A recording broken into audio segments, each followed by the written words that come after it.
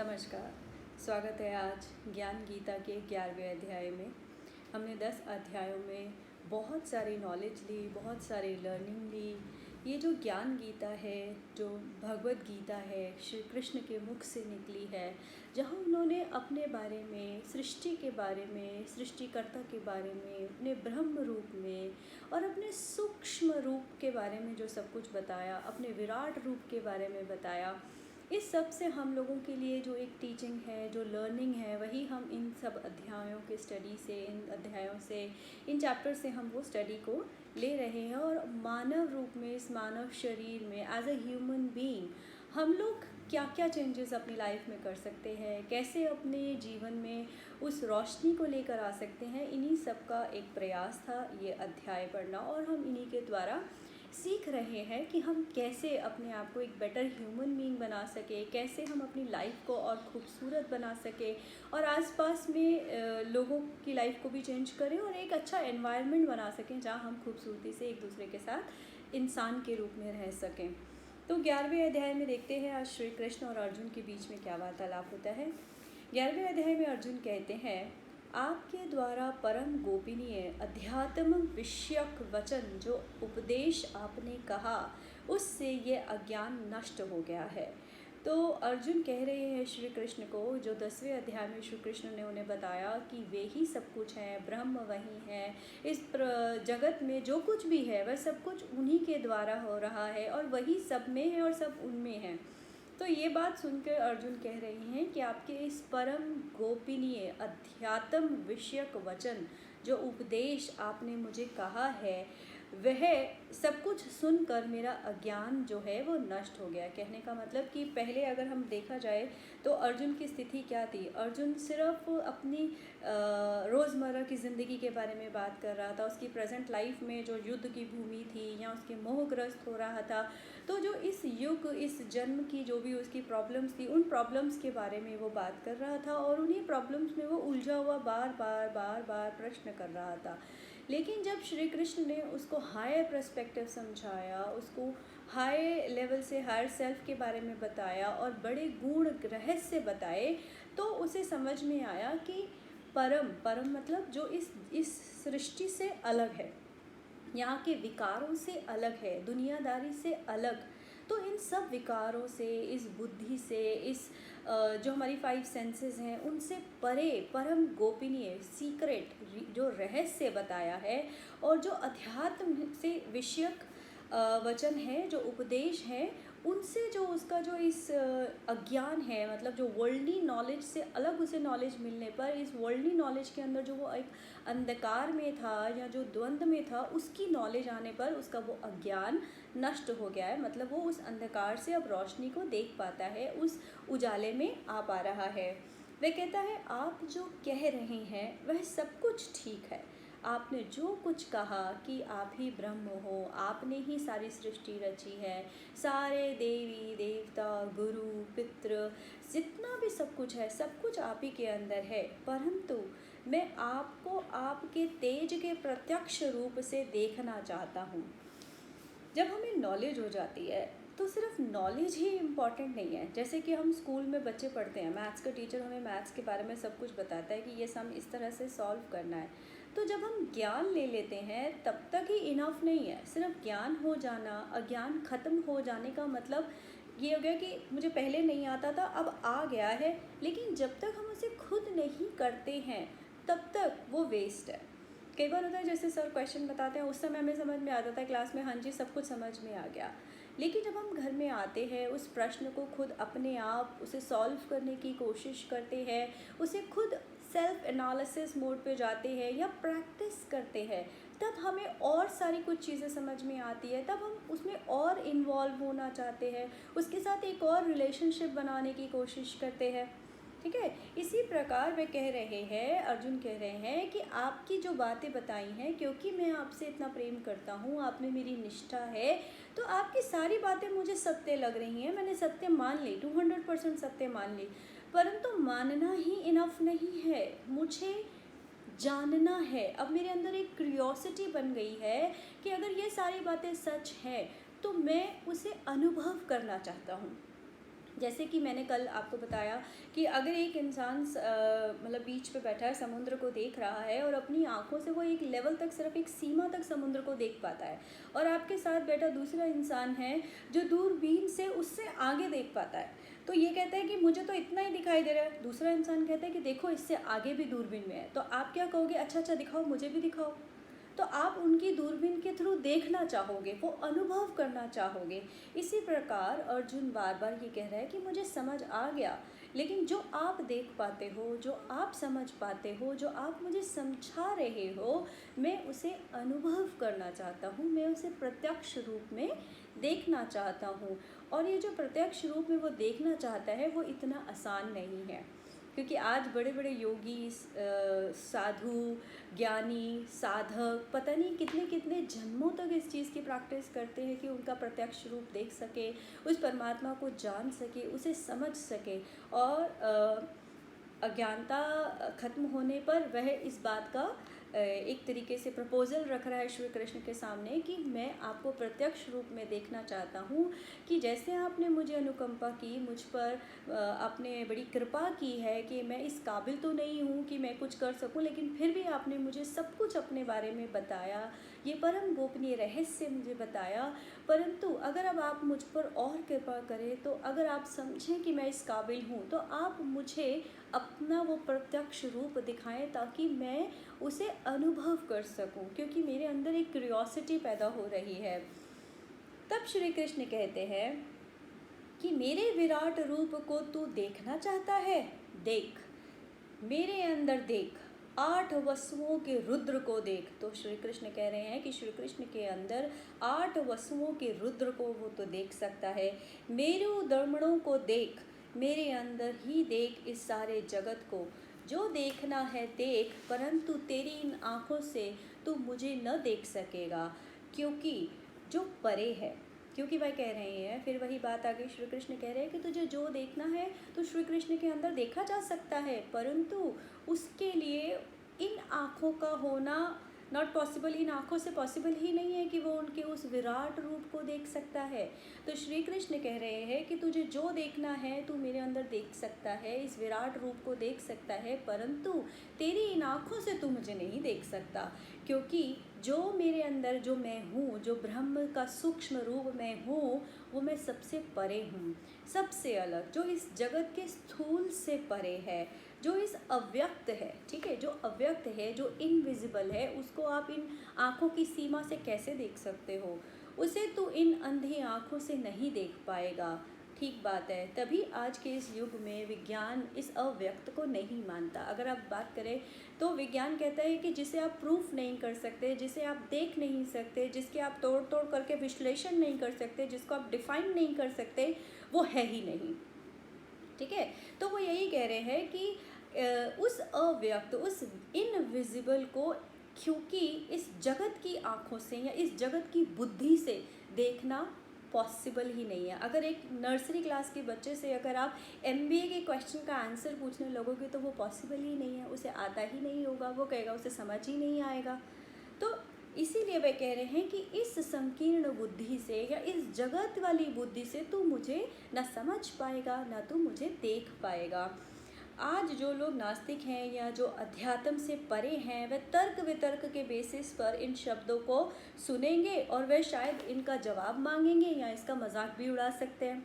तो जब हम अपनी संकीर्ण बुद्धि से, जो हमारे आज प्रचलित बुद्धि है, जो हमारी इस जगत की बुद्धि है, उससे अगर हम लॉजिक्स मांगते हैं या तर्क वितर्क या क्वेश्चन आंसर्स के बेसिस पे इस बात को समझने की कोशिश करेंगे जो श्री कृष्ण ने ज्ञान दिया है, या उस परमात्मा का जिन्होंने उसका बात की है, उसको अगर हम उन छोटी आँखों से देखने की कोशिश करेंगे, उस छोटी बुद्धि से समझने की कोशिश करेंगे, तो शायद गीता व्यर्थ लगेगी, तो शायद वह एक मजाक ही उड़ाएंगे कि व्हाट नॉनसेंस, ये सब कुछ बेकार है, ये नहीं हो सकता।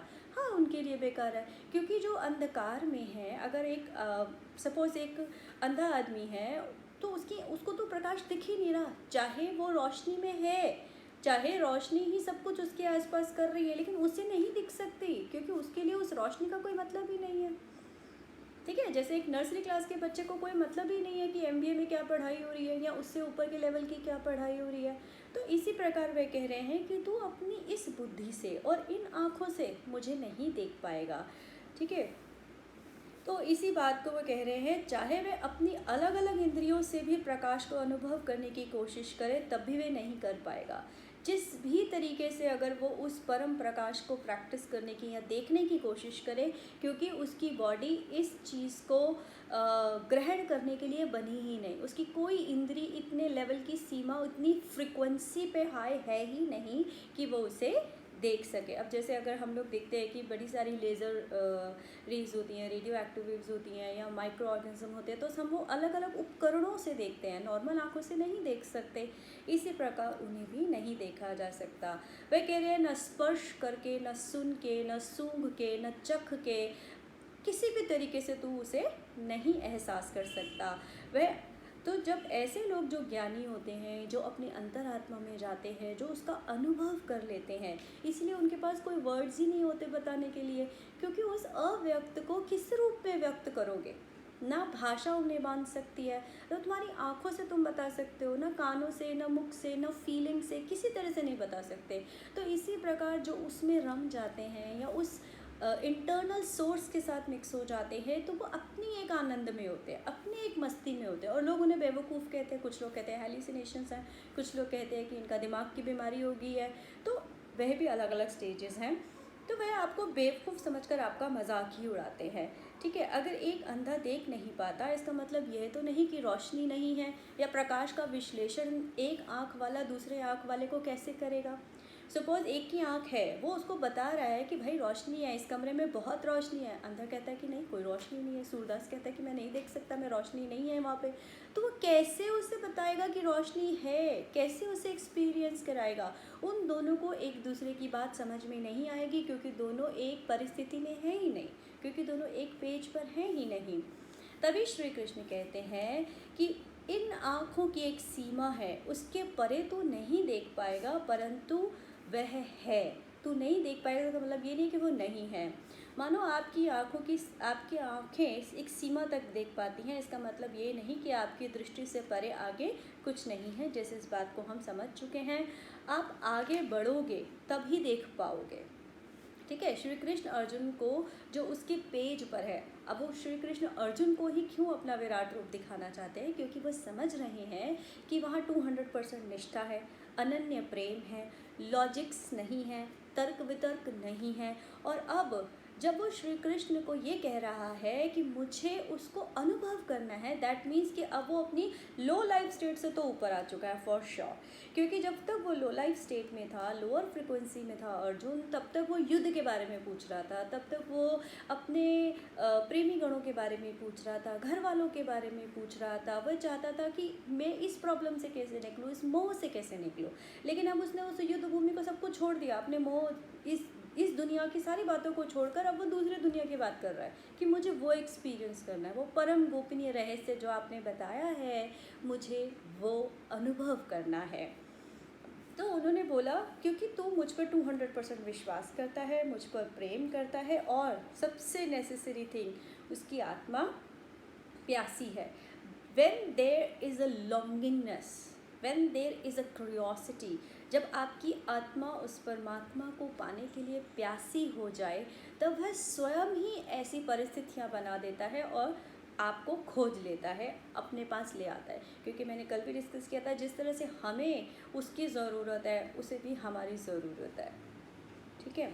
तो उसकी आत्मा जब प्यासी हो जाती है, तब इस परम शक्ति को अनुभव करने के लिए उसको अलौकिक चक्षु देते हैं। तो वो कहते हैं कि क्योंकि तेरे अंदर मुझे जानने की, मुझे अनुभव करने की वह प्यास है, वह प्रेम है, वह अनन्य भक्ति है, वह विश्वास है, इसलिए मैं तुझे अलौकिक चक्षु देता हूँ। तब वह उन योग शक्तियों को देख पाएगा। तो इसी प्रकार श्री कृष्ण ने अपना परम ऐश्वर्य युक्त रूप उनको दिखाया। इस विश्व रूप में मैं अनेकों मुँह से, अपने आँखों से उनको आश्चर्यजनक दिव्य आभूषणों से युक्त अनेकों दिव्य शस्त्रों उठाए हुए, दिव्य मालाओं और वस्त्रों को धारण किए हुए, सभी प्रकार की आश्चर्यजनित प्रकाश से युक्त, सभी दिशाओं में मुख किए हुए सर्वव्यापी परमेश्वर को उस अर्जुन ने देखा। तब जब उन्होंने विराट रूप दिखाया तो अर्जुन ने उनके उस विराट रूप को देखा, उस आश्चर्यचकित कर देने वाले उस रूप को देखा, जिन्होंने दिव्य शस्त्र उठाए हुए थे, दिव्य मालाएं पहनी हुई थी, वस्त्र धारण किए हुए थे, आश्चर्यचकित प्रकाश उनका 10 दिशाओं में फैल रहा था। सर्वव्यापी परमेश्वर को उस अर्जुन ने देखा, हजार सूर्य से भी ज़्यादा प्रकाशमान, हजारों सूर्यों का जो प्रकाश हो उससे भी ज़्यादा प्रकाशमान सर्वव्यापी परमात्मा परमेश्वर के प्रकाश की कोई समानता नहीं। अर्जुन ने अनेक प्रकार से अलग अलग देवी देवताओं को श्री कृष्ण के शरीर में स्थान में स्थित देखा। उन्होंने उस विराट शरीर के अंदर बहुत सारे देवी देवताओं को स्थित देखा। तब यह सब रूप से आश्चर्यचकित होकर और हर्ष से रोमांचित शरीर से अर्जुन ने हाथ जोड़कर प्रार्थना करते हुए कहा, हे भगवन आप में ये सब देवी देवता हैं और इन सब देवी देवताओं को मैं आपके साथ एक साथ देख पा रहा हूँ। ब्रह्मा जी को कमल पर विराजमान देख रहा हूँ, शिव जी और ऋषियों को दिव्य सर्पों के साथ आपके अंदर मैं देख पा रहा हूँ। मैं आपके शरीर में अनेकों हाथ, अनेकों मुख, आँखें, चारों दिशाओं में आपका प्रकाश, असंख्य रूपों को मैं देख रहा हूँ। न तो आपका आदि है, न मध्य है, न अंत है, पर मैं देख पा रहा हूँ। हे भगवान, आप जानने योग्य परमपार ब्रह्म परमात्मा हैं। तो श्री कृष्ण को अर्जुन बता रहा है उनके विराट रूप को देखने के बाद कि किस प्रकार सारे देवी देवता, शिव, ब्रह्मा, विष्णु, इस दुनिया की हर चीज़, हर इंसान में आपके अंदर देख पा रहा हूँ। फिर आगे अर्जुन कहते हैं, आप जगत के परम आधार हैं। मेरी समझ में आप ही अविनाशी सनातन पुरुष हैं। हे नाथ, संपूर्ण आकाश से लेकर पृथ्वी तक के बीच केवल आप ही अकेले सब दिशाओं में व्याप्त हैं। डेफिनेटली अगर हम कहते हैं कि वह इस सूक्ष्म शरीर में इस पूरे ब्रह्मांड की बॉडी है, तो पूरा ब्रह्मांड अगर उस समय अर्जुन को दिख रहा हो तो उसकी स्थिति सोचने वाली होगी, कैसी होगी। आपके इस सूर्य के समान अति प्रकाशमान रूप को मैं कठिनता से देख पा रहा हूँ। डेफिनेटली जिन लोगों के ज्ञान चक्षु खुल जाते हैं तो वह उस तीसरे नेत्र से, उस अपने इंटरनल सिस्टम से अगर इस पूरे ब्रह्मांड को देख ले, अगर आप प्रिपेयर नहीं हो तभी कितने लोग इनसेन हो जाते हैं, क्योंकि सही रूप में, सही तरीके से अगर आप ध्यान ना लगाएं और इंटरनली पूरा बॉडी माइंड स्पिरिट अगर अलाइंड न हो, तो जैसे एक छोटे से बच्चे के हाथ में अगर आप 50 किलो भार हाथ में दे दें तो वो बच्चा गिर जाएगा, वो उसे संभाल ही नहीं पाएगा, क्योंकि उसको वो डिज़र्व ही नहीं करता उस शक्ति को संभालना। उसको मिल तो गई लेकिन वो उसे संभाल नहीं पाता। इसी प्रकार अगर हम सही तरीके से उस शक्ति को अनुभव करने की ज़िद करते हैं और हम लेने की कोशिश करते हैं तो शायद उसे संभालने लायक नहीं रहते। इसी प्रकार कई लोग मस्त हो जाते हैं कि मौला मस्त वाला बन के घूमते रहेंगे, इनसेन जिसे कहते हैं, इनसेन हो जाते हैं, क्योंकि वहाँ जब हम उस एनर्जी में मूव करते हैं तो हमें यहाँ इस दुनिया की कोई भी चीज़ अच्छी नहीं लगती। तो हमारा शरीर तो चल रहा है लेकिन ना दिल होता है, ना दिमाग होता है, मतलब एक हिप्नोटिक स्टेट में हम लोग घूम रहे होते हैं, उसके नशे में चूर। जैसे हमने मीरा को देखा है, जैसे हमने बहुत सारे ऐसे लोगों को देखा है जो उसकी भक्ति में रमे हुए हैं। लेकिन कितने लोग ऐसे भी हैं जो लोग कहते हैं कि ये तो पागल हो गया। वह पागल कैसे हो गया? वो इनसेन हो जाते हैं, क्योंकि वो इस बुद्धि से अलग होके उधर चले जाते हैं। मतलब उन्हें उस दुनिया में जाना आता है लेकिन उस दुनिया से इस दुनिया में आना वापस नहीं आता। लेकिन एक अलाइंड स्टेट है जहाँ आप उसे भी एक्सपीरियंस करो और फिर वापस यहाँ भी आ जाओ। That is the balanced state of life. नहीं तो बिलीव मी यो, कितनी बार ऐसा होता है कि जो लोग उस दुनिया में होते हैं और वो जब इतने कुछ प्रश्न यहाँ के लोगों से पूछते हैं कि उन्हें ये एक्सपीरियंसेस हो रहे हैं, तो यहाँ के जो जिनकी बुद्धि उस लेवल पर है ही नहीं तो वो आपको पागल ही बोलते हैं।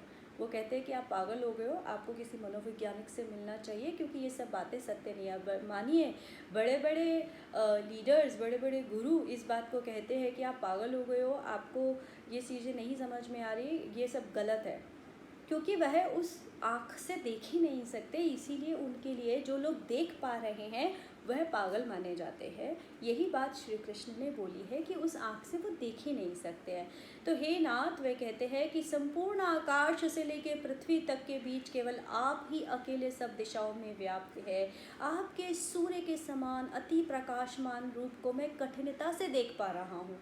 तो एक्चुअली उसका प्रकाश इतना तेजस्वी है कि उसे आप नहीं देख सकते, जो उसकी कठिनता से वह उसे देख पा रहे हैं। हे भगवान, आप ही जगत का परम आधार हैं। हे पार ब्रह्म, आपकी महिमा अनंत है। आपकी असंख्य भुजाएं हैं। चंद्र और सूर्य के समान आपकी आँखों से, मुख से जलती हुई अग्नि के कारण ये सारा जगत तपता हुआ दिखाई दे रहा है। वे कह रहे हैं कि हे प्रभु, इस समय जो मैं अग्नि आपके अंदर से देख पा रहा हूँ, आपकी आँखों से जो निकल रही है, आपके मुख से जो निकल रही है, उसमें ये पूरी सृष्टि, पूरा जगत तप रहा है। धरती से आकाश तक केवल आप ही स्थित हैं। आपके इस आश्चर्यचकित रूप से तीनों लोक भयभीत हो रहे हैं। तो इस जो आपका भयानक जो रूप है, इससे जो है सारे लोग भयभीत हो रहे हैं। सब देवों के समूह आप में प्रवेश कर रहे हैं। हे प्रभु, मैं ये क्या देख रहा हूँ कि सारे देव आप ही के अंदर प्रवेश कर रहे हैं और आपकी स्तुति भी कर रहे हैं। शिव जी के सभी रूप, वसु के सभी रूप, सभी साधक, विश्व देवता, पितरों का समूह, गंधर्व, राक्षस, सिद्धों का समूह, यक्ष, यहाँ तक कि सारी सृष्टि सब आश्चर्यचकित होकर आपको देख रहे हैं, आपकी पूजा कर रहे हैं। हे महाबाहु, आपके अनेकों मुख, आँखें, हाथ, जांघा, पैर, अनेकों पेट और को दांतों के कारण विराट रूप को देखकर सभी लोग व्याकुल हो रहे हैं। तो इस समय प्रभु का वह विराट रूप, जो काल रूप है, महाकाल रूप, वह देखकर सब लोग भयभीत हो रहे हैं। हे प्रभु, आकाश को स्पर्श करता हुआ प्रकाशमान रंगों से युक्त आपका मुख, आपकी चमकती हुई बड़ी बड़ी आँखें, इन सबको देखकर मेरा मन भयभीत हो रहा है। अब अर्जुन को डर भी लग रहा है। डर क्यों लग रहा है कि इतने विकराल, मतलब इतने विराट रूप को और इतने भयानक रूप को देखकर उसे डर लग रहा है। एक नॉर्मल ह्यूमन बीइंग की इतनी कैपेसिटी नहीं है कि वो उसे टॉलरेट कर पाए। उसे डर के मारे वो कांप रहा है।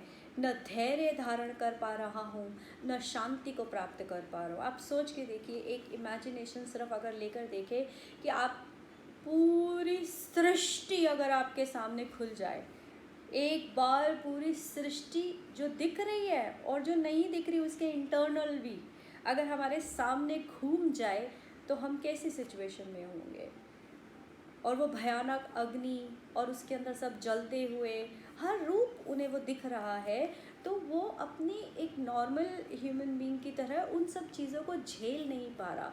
व्याकुल हो गया उसका मन, भयभीत हो गया है उसका मन। ना तो शांति हो रही है उसके मन में और ना ही धैर्य हो रहा है, मन विचलित हो रहा है उसका।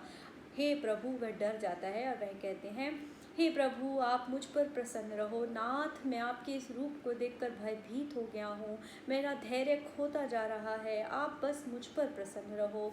धृतराष्ट्र के सभी पुत्रों को, समस्त सहायक वीर राजाओं सहित पितामह भीष्म, द्रोणाचार्य, कर्ण और हमारे पक्ष के सभी प्रधान योद्धा, सभी आपके इन भयानक दांतों वाले विकराल मुख में तेजी से प्रवेश कर रहे हैं। तो यह सीन देखकर अर्जुन बहुत भयभीत हो गए हैं कि सब उस परमात्मा के दांतों के अंदर जा रहे हैं, उसके मुख में जा रहे हैं, भस्म हो रहे हैं। आगे उन्होंने लिखा कि कुछ तो तुम आपके दांतों के अंदर मसले जा रहे हैं, चकनाचूर हो रहे हैं, like small tiny particles, small tiny insects कह सकते हो, वो उनके मुख में जा रहे हैं। विराट मुख के अंदर हम सब कीड़ों की तरह, एक छोटे छोटे सूक्ष्म जीवों की तरह उनके अंदर प्रवेश कर रहे हैं। हे परमात्मा, आप उन समस्त लोगों को जलते हुए भी, सभी मुखों द्वारा निगलते हुए सभी ओर से ग्रहण कर रहे हैं। तो वो बहुत आश्चर्यचकित हो रहे हैं कि उसके सारे प्रेमी जन जिनके लिए वो अभी मोहयुक्त होके परेशान हो रहा था, सब प्रभु के मुख में कीड़े मकोड़ों की तरह अंदर जा रहे हैं और प्रभु उन्हें निगल रहे हैं। मुझे कृपा कर बताएं, आप इतना भयानक रूप वाले कौन हैं? ये मैं आपको नमन करता हूँ। तो अब अर्जुन बहुत डर गया है और वह उन्हें नमन कर रहा है कि मैं आपके इस भयानक रूप से बहुत ही आश्चर्यचकित हो रहा हूँ। मैं आपको विशेष रूप से जानना चाहता हूँ, मैं आपके स्वभाव को जान ही नहीं पा रहा हूँ।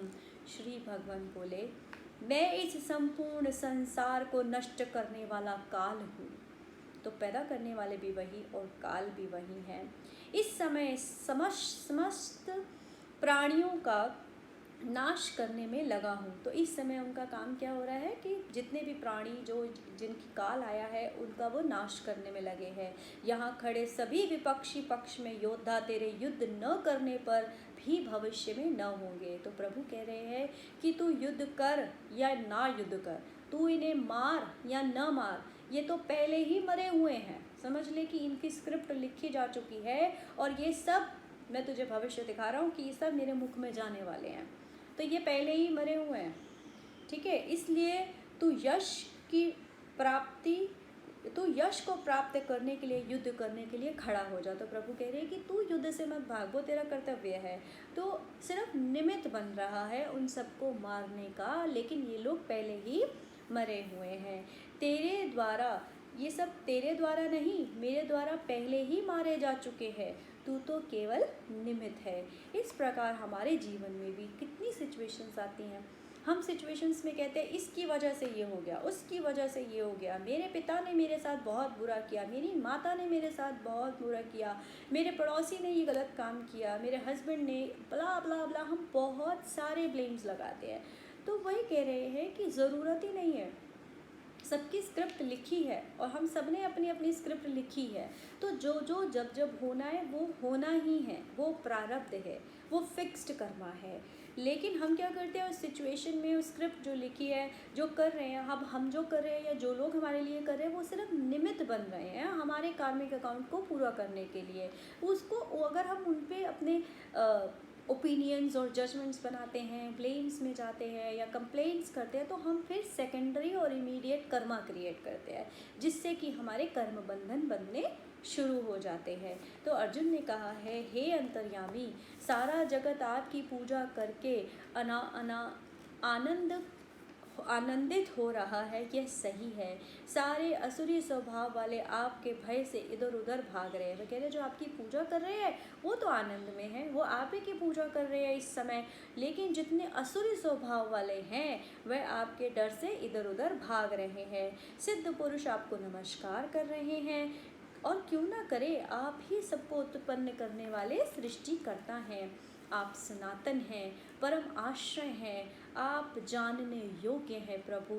आपको जानने वाले ही जानते हैं कि आप ही सर्व रूपों में व्याप्त हैं। हे असीम शक्तिमान, मैं हर ओर से आपको नमन करता हूँ। तो अर्जुन ने श्री कृष्ण के द्वारा कहा हुआ सारा ज्ञान भी समझा और उनके उस विकराल रूप का अनुभव भी किया। तो वह भयभीत भी है और भयभीत होकर उनके प्रति श्रद्धा भी है, नमस्कार भी कर रहा है। मैंने मित्र मानकर हठ पूर्वक आपको, भगवान को बिना जाने मूर्खता पूर्वक प्रेमवश जो कुछ कहा, सखा समझकर उठते बैठते व्यवहार करते समय मैंने आपका अनादर भी किया। हे प्रभु, उन अपराधों के लिए मैं क्षमा मांगता हूँ। तो अर्जुन को लगता है कि श्री कृष्ण तो मेरे मित्र की तरह मैं समझता था, उन्हें एक नॉर्मल ह्यूमन बीइंग समझ के मैंने कभी मजाक भी उड़ाया, कभी मस्ती भी करी, कभी उनका अनादर भी किया। तो अभी श्री कृष्ण का ये विकराल काल रूप देखकर वह भयभीत हो गए हैं और क्षमा मांग रहे हैं कि मैंने अपनी अल्प बुद्धि से, अज्ञान के कारण आपसे जो भी मस्ती करी या जो भी आपका अनादर किया, अगर मुझसे कोई भूल चूक हुई हो तो मुझे क्षमा करें। आप ही इस जगत के आध्यात्मिक गुरु हैं। वे कह रहे हैं कि आप ही इस जगत के सबसे बड़े गुरु हैं, आपसे बढ़कर कोई नहीं है। आपके इस रूप को देखकर मैं हर्षित हो गया हूँ। तो यह जो रूप था वह किसका रूप है? निराकार पार ब्रह्म परमात्मा का रूप उन्होंने दिखाया, जिसके अंदर उन्होंने अपनी पूरा शरीर दिखाया। पूरा ब्रह्मांड उनका शरीर है, उनका स्थूल शरीर है, और उनका जो सूक्ष्म रूप है वो कोई नहीं देख सका, न देख सकता है अभी तक। श्री भगवान बोले, मैंने प्रसन्न होकर अपनी अंतरंगा शक्ति के प्रभाव से तुझे अपना दिव्य विश्व रूप दिखाया। विश्व रूप मतलब पूरा ब्रह्मांड रूप दिखाया। इस रूप को तुझसे पहले किसी ने कभी नहीं देखा। इसे किसी ने किसी भी विधि से देखना किसी को भी संभव नहीं हो सका। तो उन्होंने बोला कि बड़े बड़े योगी मुनि किसी ने भी यह रूप आज तक नहीं देखा। तो इस रूप को देखकर विचलित न हो, विचलित मतलब परेशान। तो उन्होंने बोला कि मेरे इस काल रूप को देखकर तो परेशान मत हो, न ही मोहग्रस्त हो, क्योंकि अब तो चिंता मुक्त होकर मेरे इस चतुर्भुज रूप को देख। कि तूने अब मेरा विकराल रूप देख लिया, एक साइड मेरा देख लिया है, अब तू चिंता मुक्त हो जा, नॉर्मल हो जा। वह मेरा एक पार्ट है जिसमें सब लोग मुझी में समा रहे हैं। अब तू मेरे चतुर्भुज रूप को देख। फिर उन्होंने विष्णु स्वरूप चतुर्भुज रूप को प्रकट किया। तो उन्होंने सुंदर सुकोमल विष्णु रूप को प्रकट किया, जिसमें उनकी 4 भुजाएं, और उस तरह से विष्णु रूप वह सामने आए। फिर 2 भुजाओं वाले मनुष्य स्वरूप में स्वयं को प्रकट किया। फिर वह उन्होंने 2 रूप वाले मनुष्य रूप में अपने को दिखाया। तब अर्जुन बोला, हे भगवान, आपके इस अत्यंत सुंदर रूप को देखकर अब मैं स्थिर हो गया हूँ और नॉर्मल हो गया हूँ। कि बाबा कि अब तो मैं आपके इस नॉर्मल रूप को देखकर नॉर्मल हो गया हूँ। पहले विकराल रूप को देख के तो मैं बहुत चिंतित और बहुत ही विचलित हो गया था, बहुत ही डर गया था। भगवान बोले, इस चतुर्भुज रूप को देखना भी दुर्लभ है। तुझे मैं ये चतुर्भुज रूप दिखा रहा हूँ, इस रूप को देखना भी दुर्लभ है। देवता भी इस शाश्वत रूप को देखने की आकांक्षा रखते हैं।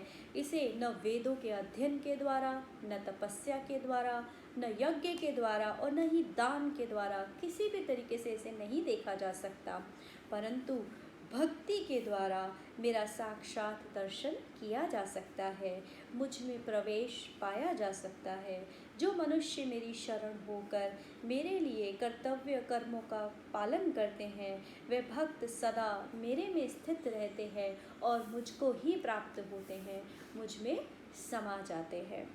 तो इस अध्याय में हमने देखा कि किस प्रकार अर्जुन ने पहले अपनी निष्ठा अपने अनन्य प्रेम से प्रभु को कहा कि मुझे आपका अनुभव करना है। अगर आपको लगता है कि मैं आपके लायक हूँ इस बात को समझने के लिए, तब आप मुझे अपना वह रूप दिखाएं, क्योंकि सिर्फ ज्ञान ही ज़रूरी नहीं है, उसकी प्रैक्टिस करने के लिए, उस रूप को समझने के लिए अनुभव करना बहुत ज़रूरी है।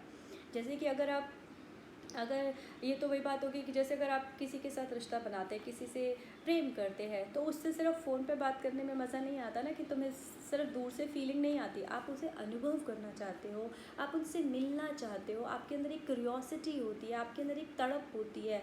तो वही तड़प उसको श्री कृष्ण के उस रूप को देखने में, उस ब्रह्मा के सूक्ष्म शरीर को महसूस करने में थी।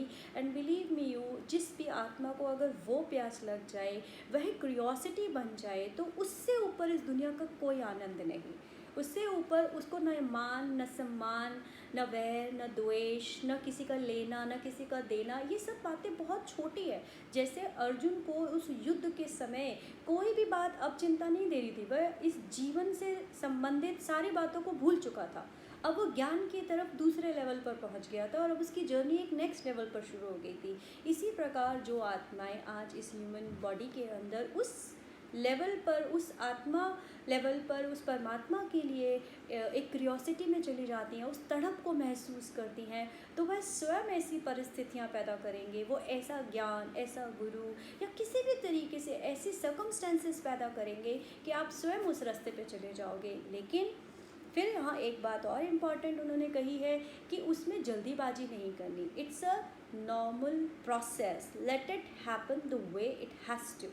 राइट। अगर आप जल्दीबाजी करते हो, सही तरीके से नहीं करते, जैसे कि मेरे पास बहुत सारे लोग आते हैं जो सीधा ध्यान आज्ञा चक्र पर लगा लेते हैं, तो मैं उन्हें यही बोलती हूँ कि this is my personal experience कि जब हमें क्योंकि यही सिखाया गया है, हमारी कंडीशनिंग यही है कि जब हम आज्ञा चक्र पर ध्यान लगा लेते हैं तो वह लोग उसी प्रकार है कि वह इस जीवन में अपने कार्मिक भूमि को तो सही नहीं करते, सफाई तो करते नहीं।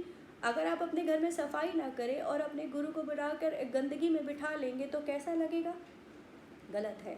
तो इसी प्रकार उनके जो नीचे के जो चक्र हैं, जो हमारे 7 चक्रास में हमारे जो नीचे के चक्र हैं, जिनमें हमारे डर है, जिनमें हमारे फियर्स फोबियाज़ हैं, जहाँ हमारी विल पावर में इश्यूज़ हैं, जहाँ हमारे खुद के अंदर हमारे को डाउट्स हैं, जहाँ हमारे हार्ट चक्र में इश्यूज़ हैं, जहाँ हम लोगों से नफरत भी करते हैं, वैर द्वेष भी रखते हैं, भावनाएं गलत हैं, जहाँ हमारे थ्रोट चक्र में इशू है, जहाँ हमारे रिश्तों में प्रॉब्लम है, हमारे सेक्रल चक्र में प्रॉब्लम है, तो देखिए कि हमारे सारे जो सिस्टम है वो तो गड़बड़ हुआ है। मतलब एक मकान है, उसके जितने के नीचे के जो बिल्डिंग के जो फ्लोर्स हैं उनमें तो नींव पक्की है नहीं, वहाँ सारा टूट फूट है, और सबसे ऊपर वाले फ्लोर पे अगर बहुत सारा सामान रख दोगे तो बिल्डिंग कोलैप्स ही तो हो जाएगी।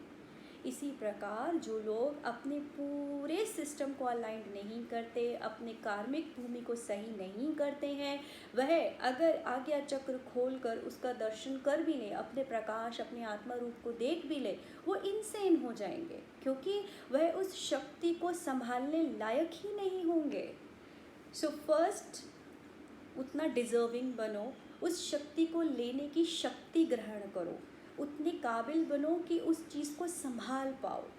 अगर आप अब नई नई बहू घर में आती है तो कोई भी सास पहले दिन उसे चाबी नहीं दे देती ना तिजोरी की, पहले परखती है, देखती है कि वो इस काबिल है कि वो उस तिजोरी को संभाल सकेगी या नहीं संभाल सकेगी, या पुत्र को पिता भी यही देखता है कि भाई मेरा बच्चा इस काबिल है कि नहीं है कि वो उसके बिजनेस को संभाल पाएगा, कि इतनी जमा पूंजी है वो व्यर्थ ही ना कर दे।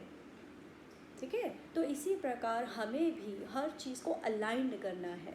अगर हम अलाइंड नहीं होंगे तो हम उस प्रकाश में खो जाएंगे, उसमें इनसेन हो जाएंगे, पागल हो जाएंगे, फिर जाना तो आ जाता है और जाके खो जाएंगे, वापस नहीं आना आएगा। तो सबसे खूबसूरत तरीका है कि पहले यहाँ रहकर निष्काम कर्म से अपने सारे सिस्टम को अलाइन करें, अपने मूलाधार को, अपने सेक्रल चक्र को, अपने सोलर प्लेक्सिस को, हार्ट चक्र को, थ्रोट चक्र को अलाइंड करेंगे, उसके बाद यहाँ ध्यान लगाएंगे, तब आपका क्राउन चक्र ओपन होगा और आप अपने सूक्ष्म चक्र से अपने हायर सेल्फ से कनेक्ट होंगे। तो ये सत हमारी बॉडी जब चित्त कॉन्शियसनेस से अलाइंड होगी तब आनंद की प्राप्ति होगी, तब आप उस आनंद में होंगे और तब आप आगे की जर्नी कर पाएंगे। तो यही शायद श्री कृष्ण बताना चाह रहे थे और यही हमारी प्रैक्टिस होनी चाहिए सही तरीके से। एक प्रश्न है कि how can we get our self aligned? Yes, that's a process. What I said is it is about aligning your system. Cosmic energy is flowing every day, every minute. We all are cosmic being. हम लोग शक्ति हैं, हम लोग ऊर्जा हैं, ठीक है। तो जब हम ऊर्जा है और वह ऊर्जा अगर हमारे शरीर के सिस्टम में ढंग से नहीं आ रही है, अब देखिए हम 5 कितने तरह से इन्फॉर्मेशन लेते हैं, 5 सेंसेस से हम इन्फॉर्मेशन अपनी बॉडी के अंदर लेते हैं। मेरी आंखें जो देखने के लिए बनी है, अगर मैं वो ना देख के सारे फालतू की चीज़ें देखूं और वह इन्फॉर्मेशन मेरे सिस्टम में जा रही है, मेरे सेल्स में जा रही है, तो जो इन्फॉर्मेशन मेरे अंदर सिस्टम में जा रही है वह मेरे चक्र को हिला रही है, मेरे सिस्टम को या तो एक्टिव कर रही है या अंडर एक्टिव कर रही है या ओवर एक्टिव कर रही है। फॉर एग्जाम्पल अभी हम ज्ञान की बातें सब लोग कर रहे हैं, अगर अभी भूकंप आ जाए तो हम एक देव स्थिति से कहाँ गिरेंगे, हेल की स्थिति में गिर जाएंगे। वो इन्फॉर्मेशन अंदर आते के साथ ही हम सब लोग सर्वाइवल मोड पे चले जाएंगे, हमारा मूलाधार अंडर एक्टिव होगा जिन लोगों का, तो वो बहुत पैनिक क्रिएट करेंगे, जैसे अभी हुआ कोविड के अंदर, ठीक है। तो हमें ये सिस्टम को समझना पड़ेगा कि हमारे सिस्टम में प्रॉब्लम कहाँ है। It's a process. तो जो हमारे पास लोग आते हैं, जो मैं लोग कहते हैं 6 महीने आप क्या करते हो पायरा में, तो 6 महीने में हम लोग उनके हर सिस्टम के we work on each and every part, ठीक है। तो अगर कई बार तो ऐसा होता है कि मूलाधार चक्र ही इतने सारे लोगों का गड़बड़ होता है, उनमें काम करने में हमें 1-1 महीना 2-2 महीना लग जाता है।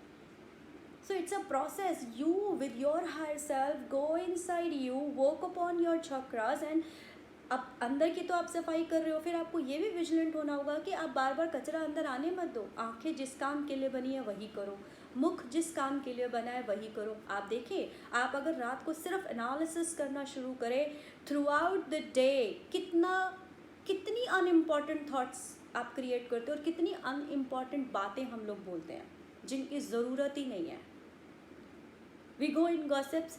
अगर किसी ने हमें एक थप्पड़ मार दिया या सपोज एक कुछ गड़बड़ कर दी, हम 50 लोगों को वो बातें बताते हैं और कहते हैं 17 सेकंड अगर आप किसी बात को, फीलिंग्स को, किसी को 17 सेकंड भी दोबारा सोचते हो तो वो 6000 गुना उसकी और कॉपीज़ बन के आपकी लाइफ में वापस आती हैं, लॉ ऑफ अट्रैक्शन के according.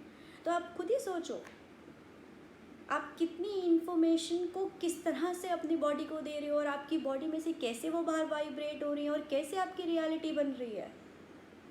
So how can you align yourself? It is self check. It's one side it is a cleansing process and the other side it's a self check process. जैसे आप अपने घर की रोज सफाई करते हो, फिर डीप में जाकर भी सफाई करते हो, लेकिन फिर कोशिश करते हो सफाई करने के बाद दरवाज़ा बंद कर देते हो कि कोई उसके अंदर नहीं आए। तो it's a everyday process where you are conscious about your system, where you are vigilant about what you are speaking, what you are looking at, what you are hearing, how are you feeling and you are dealing with the situations। जैसे उन्होंने अभी भी बोला कि सब मर चुके हैं, जैसे श्री कृष्ण, अर्जुन जो था वो मोह में था कि मैं इन्हें कैसे मार दूँ, तो श्री कृष्ण कह रहे हैं ये सब मर चुके हैं, ये स्क्रिप्ट लिखी जा चुकी है, तू तो सिर्फ निमित्त बन रहा है और तू इस निमित्त बने हुए में मेरा काम कर रहा है।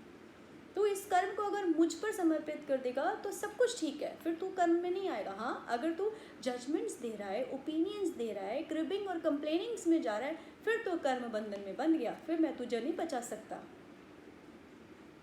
So the beginning steps are these only: be vigilant about your own actions, take responsibility of your life, take responsibility of your actions on your own shoulders।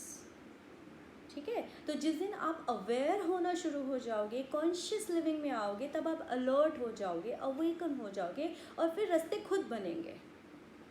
एक दिन आएंगे सारे क्वेश्चंस खत्म हो जाएंगे क्योंकि आंसर्स विद इन आपको मिलने शुरू हो जाएंगे। And that is the best way. क्योंकि जो लोग सिर्फ प्रश्न पूछ रहे हैं वे सिर्फ पूछने के लिए पूछ रहे हैं। जैसे श्री कृष्ण ने एक अध्याय में बोला है कि जिनको लॉजिक्स चाहिए, जिनको पूर्ण विश्वास नहीं है, वह क्वेश्चंस में घुसेंगे, लेकिन जिन्हें समझ आ गया वो अब प्रोसेस में जाएंगे, वो कुछ करने की कोशिश करेंगे। और जब आप करने की कोशिश करेंगे तो डेफिनेटली आपका वे अलग होगा।